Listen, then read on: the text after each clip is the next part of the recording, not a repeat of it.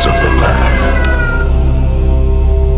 Has anything like this ever happened before? The fields are destroyed. The grain is ruined. Joy has withered away from mankind. Blow the trumpet in Zion. Sound the alarm on my holy mountain. For the day of the Yahweh is coming. And gloom, a great and terrible day. Yet even now, return to me with all your heart. For he is merciful and full of compassion.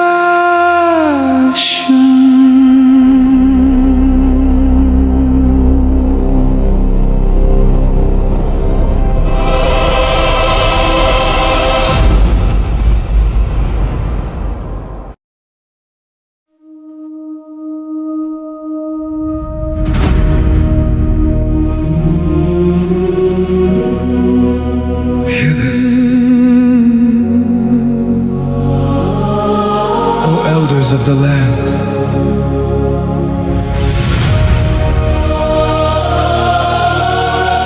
has anything like this happened in your days? Tell it to your children. The fields are ruined, the ground mourns in pain. The grain is gone and the wine is dried again. The joy of man has faded away, and sorrow remains.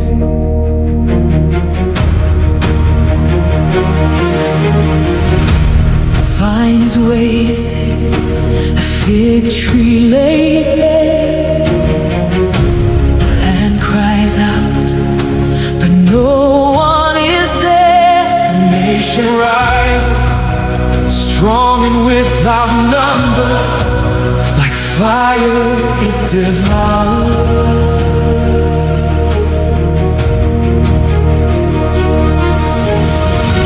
Wake up, oh people, return and weep. Cry out to Yahweh, fall on your knees. Blow the trumpet in Zion, sound the alarm on the mountain. For the day of the Yahweh is near. Darkness and trembling, the earth is shaking. Who can endure when he appears? Day of darkness, of clouds and despair.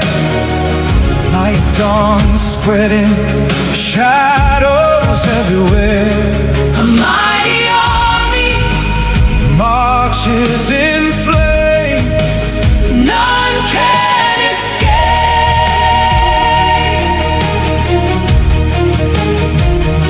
before them the earth trembles in fear. The sun and moon no longer appear. The stars withdraw, The shining light, consumed by his might.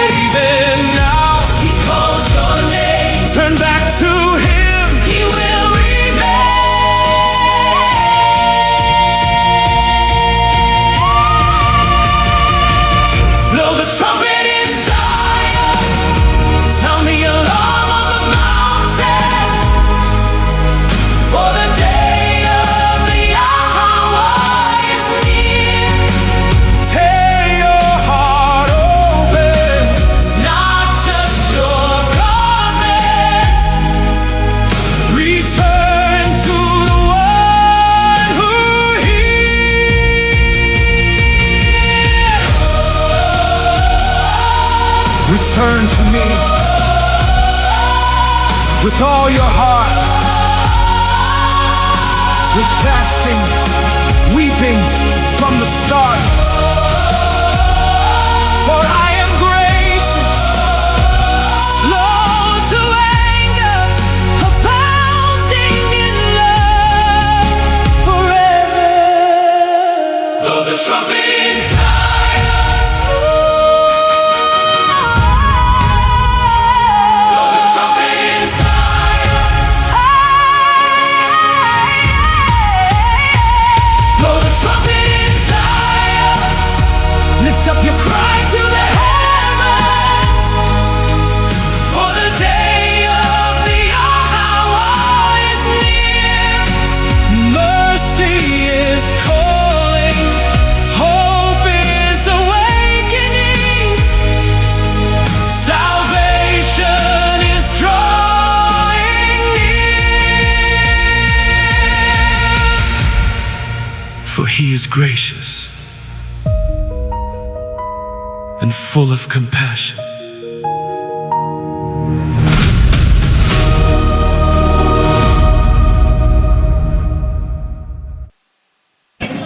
Yada. Hallelujah, Abayahawa. Maraming salamat talaga sa ating dakilang Ama. Pinagpapasalamat natin, binigyan niya tayo ng isang napakagandang pagtatapos ng araw ng Sabat, ganon din sa pagtatapos ng kapistahan ng tinapay na walang libadura. Napakahalaga, 3 kapistahan ang ating ginanap sa buwan ng Abib. Unang buwan ng taon na ibinigay niya para sa mga Israelita. Isang kalendaryo na sa kanya nang galing at ibinigay sa atin, aparte o puwera o hindi katulad ng mga umiiral na mga kalendaryo sa mundo. Sapagkat umiiral na ang napakaraming kalendaryo noon pa. Umiiral na po yun. Kalendaryo ng mga Greeks and Romans umiiral na.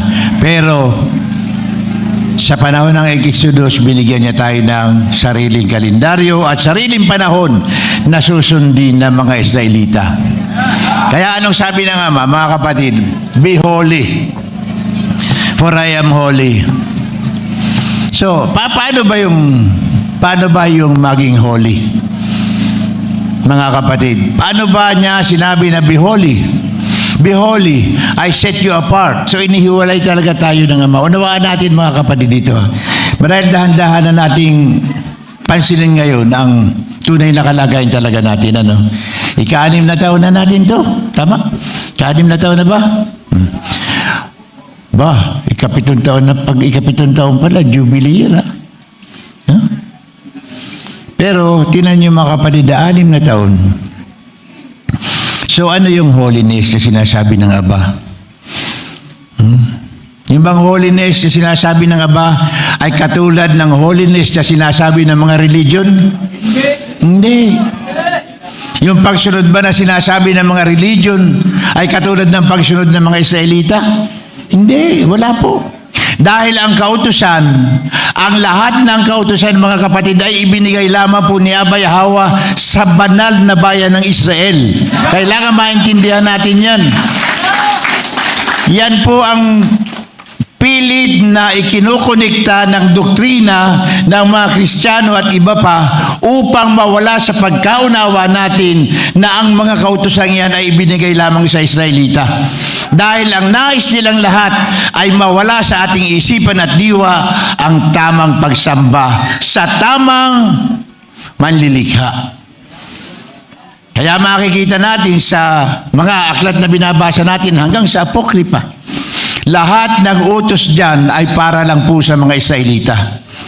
At kung meron man na kautusan na sasama ang mga foreigner, ay sila ay susunod sa kung paano sumunod ang mga Israelita. Walang hiwalay. Kailangan nilang magpatuli, kailangan nilang malinis, kailangan nilang sumunod sa mga kapistahan.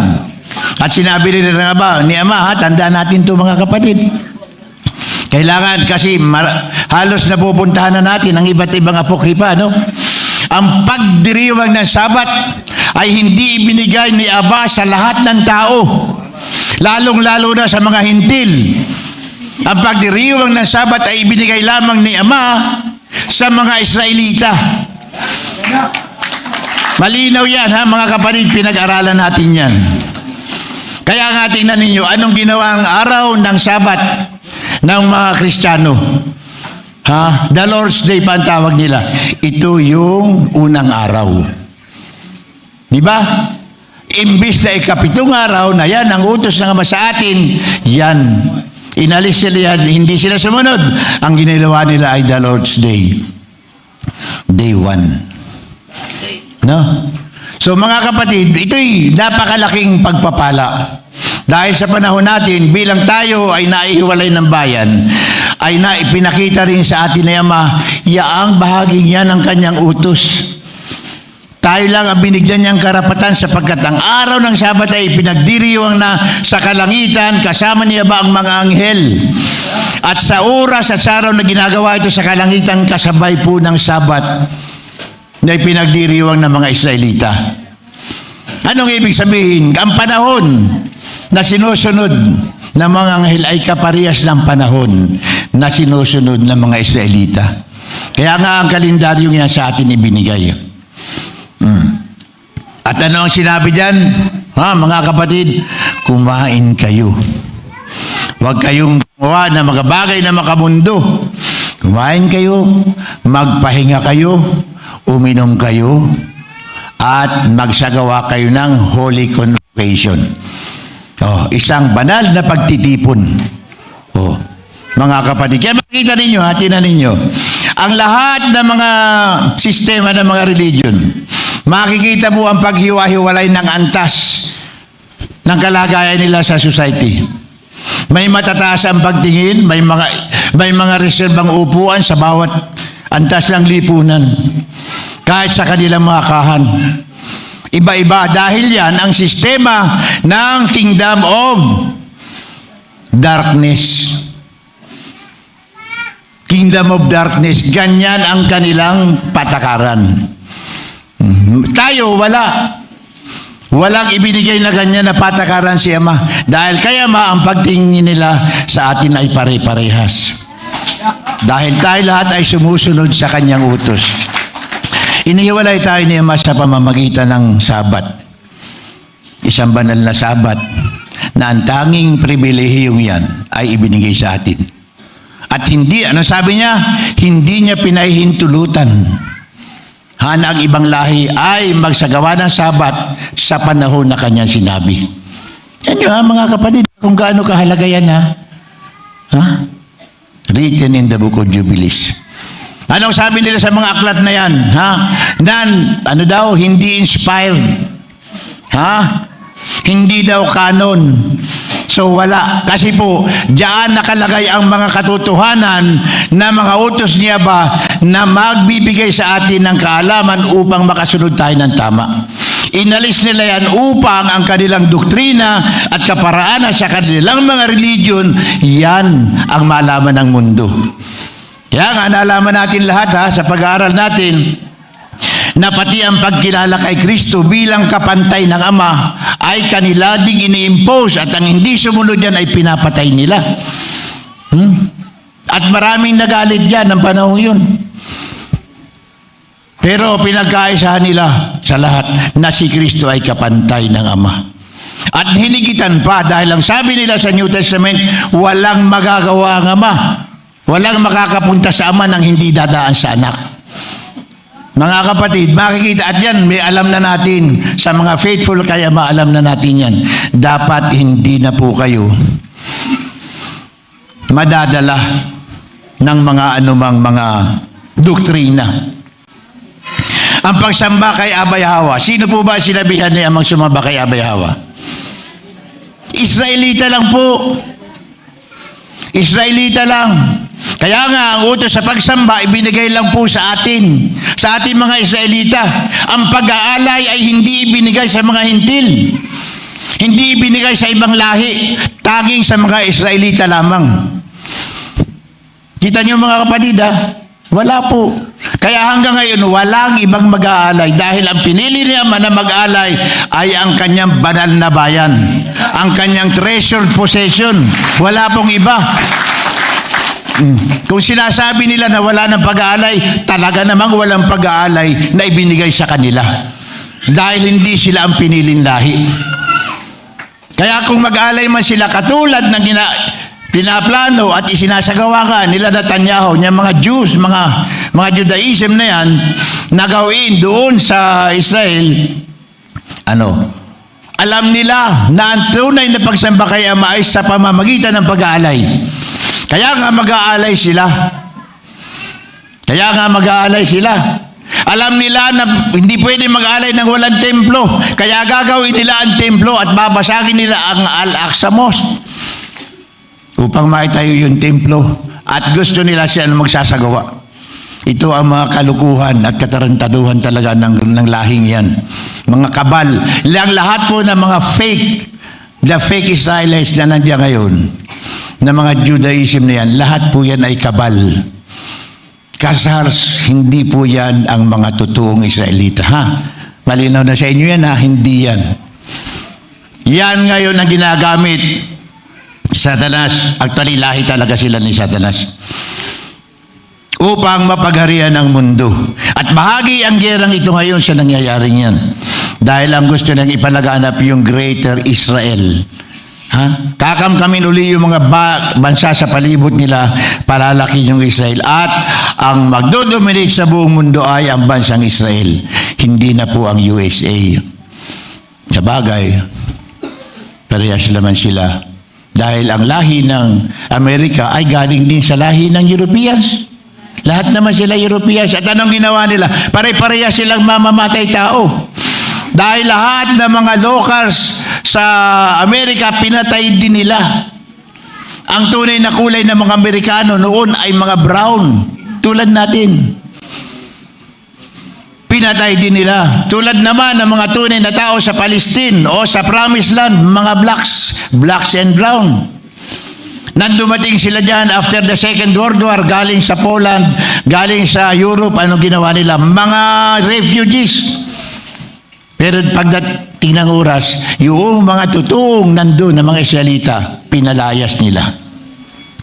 At gunpoint, na lahat yan ay sa pamamagitan po ng mga kabals, ng mga Rockefeller, ng mga Rothschild.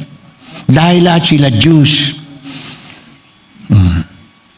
Nilagyan nila ng armas ang mga refugee doon at sila na ang nagkamkam ng Promised Land. Dahil talagang pipilitin ng Satanas na kuha ninyong Promised Land na yan. At diyan sila maghahari, ayaw nila na makapaghari doon ng amay. Kaya nga ginagawa nila ngayon ng isa na namang fake. Isa na namang fake dahil ang gusto nila magkaroon ng one world religion. At ang one world religion na yan, gagampanan nila. Mga kapatid, sana maintindihan natin yan. Ang kautusan po ng pag-aalay sa mga Israelita lang. Kaya kahit sila mag-aalay doon, hindi man tatanggapin ni Yahweh yan. Kaya nga abomination of desolation ang abuti nila dyan. Nangyayari yan sa kanila kasi sinabi ng Ama yan. The nations to me are nothing. The people to me are nothing. Natatandaan ninyo yan? Wala. But his treasured possession, he gives respect to his treasured possession. Kaya nga, tingnan mo kung paano nila kinonekta mga kapatid. Pagdating sa Revelation sa New Testament, pagdating ni Kristo, ano ngalan? Kasama na paghaharian yung 12 tribo. 12 tribes. Tinan nyo yun kung paano nila dinideceive. Kitang-kita mo yung deception Kasama paghaharian 144,000 from the 12 tribes of Israel, wherein 12,000 from each tribe. At naka-enumerate yan sa Revelation. Tinan nyo yun mga kapatid. Hindi po pwedeng maghari si Kristo sa 12 tribes of Israel. Dahil ang hari ng 12 tribes of Israel ay si Abba Yahweh. Walang iba. At alam na rin natin ngayon kung paano nagkaroon yan, yung Kristo-Kristo na yan. kung paano nila sinira ang mga aklat at inugnay si Kristo, anak. Anong sabi ni Ama? I will be that man. I will redeem you. I am the Redeemer. I am the Messiah. Lahat na yan ay ibinigay naman nila. Kanino? Kay Kristo. Kaya nga, pag hindi ka sumunod nun, wala kang pwedeng gamitin sa pagtuturo sa mga lahat ng religion nun kung hindi ang doktrina na galing sa Katoliko. Dumating pa nga sa point ay pinagbawal nila ang pagtuturo ng Biblia, ang pagbasa ng Biblia. Inabot ko pa yan eh. Bawal nila yan. So mga kapatid, ang kabanalan, nasa atin talaga dahil tayo ang inihiwalay ni Ama. Wala siyang ibang lahi na sinabihan na set apart. I set you apart to be my own. You will be my nation, a nation of kahanim. I will be your alahaya. Wala siyang ibang sinabihan yan eh. Tayo lang po. Kaya nakaset apart talaga tayo. That makes us holy. Dahil set apart tayo, separate ang laws na sinutupad natin, separate ang commandments na tinutupad natin lahat. Ang commandments naman na nandiyan sa labas ng mga religion, yung altered, edited na 10 commandments sila. Saan ba nag-umpisa yung pagsamba sa mga imahe? Long before the kingdom of Nimrod, long before Babylonian, nandyan na po ang mga imahe-imahe. Kaya nga si Terah ay leader, isang army. Mataas ang pwesto na army doon kay Prime Minister yata siya doon eh. Sa panahon ni Nimrod eh. At ang daming Diyos ni Nimrod. Malalaking Diyos at maliliit na Diyos. Si Terah, ang dami din ni Terah Diyos. Maliit na Diyos at malalaking Diyos. Diba? At si Leah ba? Si Leah at si yung kapatid. Si Leah at si Rachel. O Raquel. O, tinan mo. Nang umalis doon, anong dala-dala? Maliit na Diyos. Nakatago sa upuan. Kasi nandun na po. Kaya anong ginawa? Anong ginawa ng Christianity? Pinagsama-sama ang lahat ng mga pagan practices na yan. Binuo lahat at yan ang kanilang ipinatupad. Dahil ang gusto nilang magkaisa lang, isa lang ang susundin.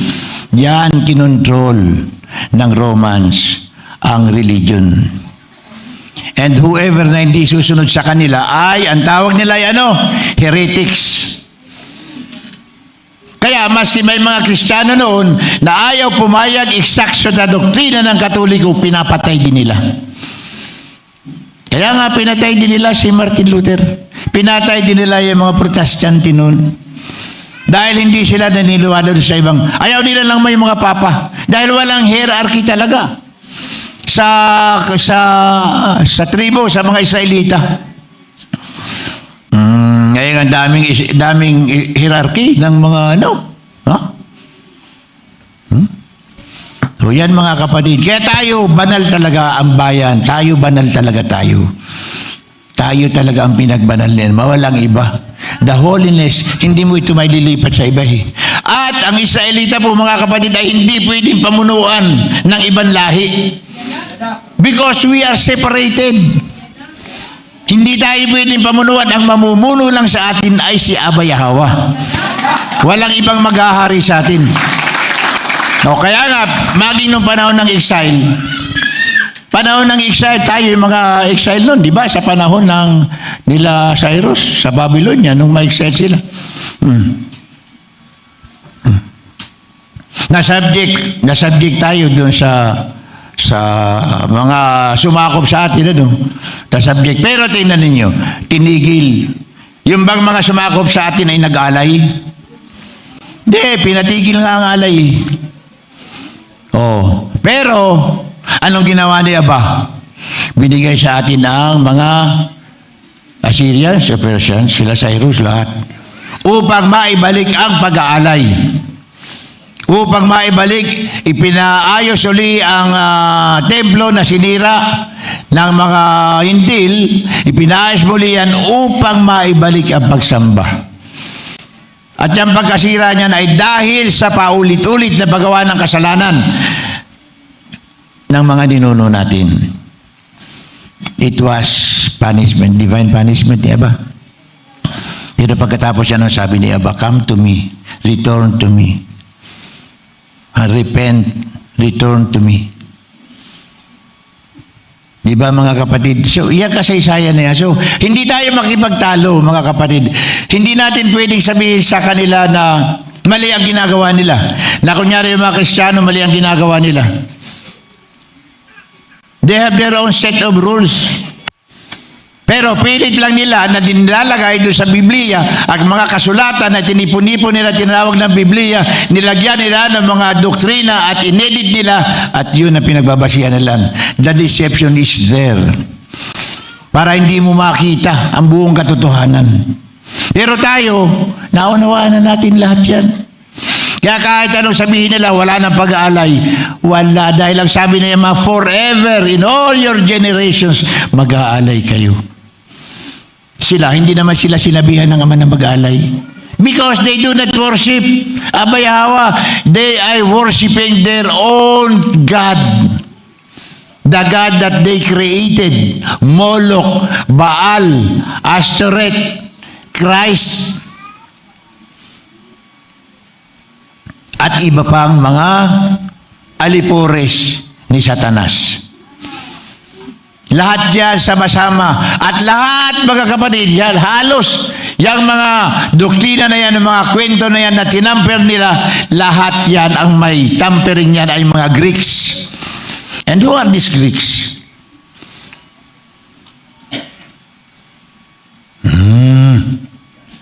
Diba? Yan nga mga nagwasak sa panahon ng Makabeyo eh. Sila Alexander, mga Macedonia, the Greek people, ano? And they declared themselves as God. Tandaan ninyo na nagpagawa ng ribulto doon sa loob ng templo. Natandaan ninyo yun, no? Kita niyo yung mga ganyan, no? So talagang ayaw nila na magsamba. At kaya inimbento yan kung ano-anong yan libangan ng tao, including the Olympics, ay upang malibang ang mga Israelita noon at mawala ang isipan sa pagsunod kay Abay Hawa. Nangyari talaga eh. And anybody na hindi sunod, hindi ka pwedeng mag-attend ng mga council, hindi ka pwedeng magkaroon ng mga properties, ha?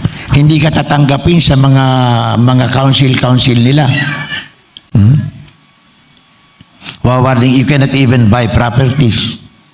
And worse, pag talagang mainit, papatayin ka nila eh. Yan baga nangyari sa kasaysayan natin, mga kapatid. That's why napakahalaga ng ipinagdiriwang natin, mga kapatid, na first fruit. Nilagyan nila ng doktrina, ang first fruit daw ay si Kristo. Dahil siya ang unang nabuhay sa mga patay. Tinan mo ang kalukuhan nila yan. Ay binuhay na ni Kristo si Lazarus, di pa ano pala yun? Nauna nga si Lazarus na mabuhay. Eh mga kapatid, at sa panahon pa ni Elijah or Elias, may binuhay na napatay. May mga binuhay na patay, di ba? So ito yung mga mekos-mekos, mga kapatid, na sana yan ay laging tatandaan ninyo, mga kapatid, dahil yan yung mga katotohanan na dapat nasa diwa natin upang yung ating pagkilala kay Ama bilang tunay na Creator, bilang tunay na alahaya, ay makamananatili at kaya natin panindigan. Mga kapatid, may isa pa akong sasabihin, matatapos nito. At nasabi ko na rin ito sa iba, ako talaga'y umuukil-kil sa aking diwa. Meron talagang posibilidad na po na ang ala at ang alahaya ay iisa. Bakit? Ay yung mga Muslim hindi nag-aalay, ay hindi nga sila inutosang mag-alay. Hindi naman sila inutosang mag-alay. Dahil yung utos na yan na nakalagay sa mga kasulatan ng mga Israelitang propeta ay para sa mga Israelitang prophet. Pero anong kinikilala nila? Anong sabi ni Ama? Lahat ng descendants mo ay pagpapalain ko. You will be as numerous as the sands in the seas, and as numerous as the stars in the sky. Billion-billion nga yan eh. O, paano pala yun mga kapatid ko? Kaya kita ninyo, ibig sabihin, ang lahi ni Abraham, Ismael, Isaac, at yung mga anak ni Ketura. Ano yun mga kapatid? Ito yung lahi ni Abraham. Sinabi ni Aba na mula sa lahi mo, pagpapalain ko. Kaya ang mga Arabs and the Ismailites, 12 na tribe, sabi niya, pagpapalain ko rin ang lahat ng anak ni Hagar. 12. That's why the Arabs are rich. Ang mga bansa nandun, ang mga kayamanan ng resources na kailangan ng mundo, nandun sa kanila. At yan ang pinipilit na agawin ni Trump, na matagal na nilang inagaw sapagkat under sanction ng ang Iran since 1972. At ang Saudi, kaya nagkaganyan ng Saudi kasi nagpaalipin yung hari ng Saudi. Nagpaalipin sa US. Yan po ang kasaysayan yan, ha? Para ano ang guarantee ng US? Sige, hindi ka maaalis sa pamumuno sa Saudi ang iyong pamilya. Susunod ka lang sa gusto ng US. That's why lagi pong ang mga may-ari ng malalaki kumpanya ng langis diyan ay mga Amerikano. At kaya galit na galit sila sa Iran. Sapagkat ang Iran hindi na back down. Ayaw magpasakop sa kanila. Kaya ang tawag nila ay terorista. Sino ang terorista? Ang terorista pong numero 1 ay ang Israel at ang Amerika. Yan ang totoong terorista. They kill children. They kill civilians. At anong sabi ng mga Israelita? Ang talagang target nila sa bawat gera ay hindi naman po yung mga military. Ang target talaga nila ay mga civilians. They want to annihilate, to obliterate the Palestinian people. Yan ang yan. Kaya grabe po ang dyan eh. Kaya nga yung tinanong nangyari sa Venezuela. Dinukot si Maduro. Dahil yung mga langis si Maduro binibenta na sa China. Ayaw, gusto ng US sa kanila dadaan. My cut. Grabe ito sa tongpats. Grabe ito, middleman ang labas ng Amerika. At yan pong mga kaya laki petrodollar, yaang mga dumadaang langis, dyan naman nakasandal yung mga utang ng Amerika. Parang $36 trillion na eh. Diyan nakasandal po. Kaya yung mga utang na yan, kunyari, katulad ng nasa China, kinuha ng China yung around $1 trillion na utang yan ng US. Oh, nasa China yun. Oh, nakaback up yun dun eh. Oh, sige, payag naman, okay, pagbibilang ka namin ng langis. No? All the countries na mga susunod, pagbibilang ka ng langis. That's why, hindi man yung dollar. Diyan kinontrol ng US ang economy. Kaya wala silang ginto. Ayaw nila ng ginto. Gusto nila ay fiat. Petrodollar. Kaya tinan niyo mga kapatid. Ganyan nila kinontrol yan. And who is now behind US? The cabals. The Jewish people. The Jewish businessmen. The fake Israelites. Yan mga kalahi ni Netanyahu. Yan po ang nasa ligo. At maraming mga negosyante at maraming mga politiko sa US ay nasa payroll ng mga bilyonaryong Jewish businessmen. Sila nag-umpisa ng World War I, ha? Baka hindi po ninyo, alam na ninyo yan, ha? Sila. At sila din lang nagawa po ng Second World War. At isang malaking objective ng Second World War ay maitayo po ang State of Israel. Yan. Kasi bahagi yan ng plano nila at ang bahagi nilang plano nila sa Third World War. Kasali yan eh. Sila na mag-ahari. Takot ba tayo? Hindi. Dahil ang sabi ni Ama, the time of the Gentiles until the time of the Gentiles are fulfilled. Wala na So matatapos na sila, magari na si Abay. We have declared Abay Hawa as the King, as our King. Sa ngayon, hindi pa nila kikilalanin ng mundo si Ama.